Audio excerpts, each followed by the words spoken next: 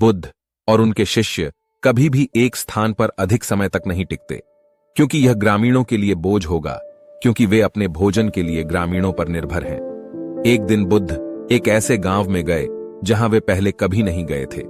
उसने अपने भिक्षा पात्र से गांव के एक घर का दरवाजा खटखटाया। कुछ देर बाद एक महिला बाहर निकली। वह एक साधु को हाथ में भिक्षा पात्र लिए देखकर क्रोधित हो गई। महिला ने बुद्ध को गाली देना शुरू कर दिया। आप काम करने के लिए काफी फिट दिख रहे हैं, इसके बजाय आप बिना काम किए खाना चाहते हैं। और वह उसे गालियां देती रही, लेकिन बुद्ध बिना किसी प्रतिक्रिया के सुनते रहे और उसके खत्म होने का इंतजार करते रहे। वह अपनी सांस लेने के लिए रुकी।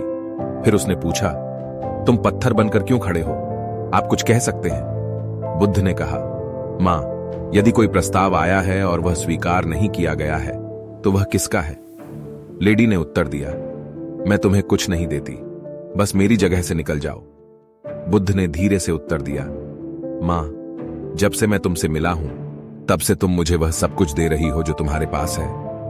महिला को एहसास हुआ कि बुद्ध गालियों का जिक्र कर रहे थे। उसने पूछा, तो आपका प्रश्न यह है कि यदि प्रस्ताव स्वीकार नहीं किया जाता है तो यह किसका है? बुद्ध जवाब में मुस्कुराए। महिला को अपनी गलती का एहसास हुआ और वह क्षमा के लिए बुद्ध के सामने झुक गई।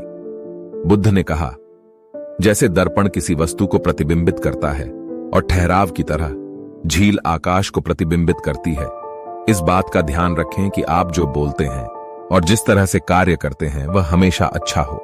आप जो भी अच्छा काम करते हैं उसका प्रतिफल आपको हमेशा अच्छाई के रूप में मिलेगा, और आप जो भी नुकसान करते हैं उसका प्रतिफल आपको हमेशा वैसा ही मिलेगा। उसने बुद्ध को धन्यवाद दिया और उनके लिए कुछ भोजन खरीदा।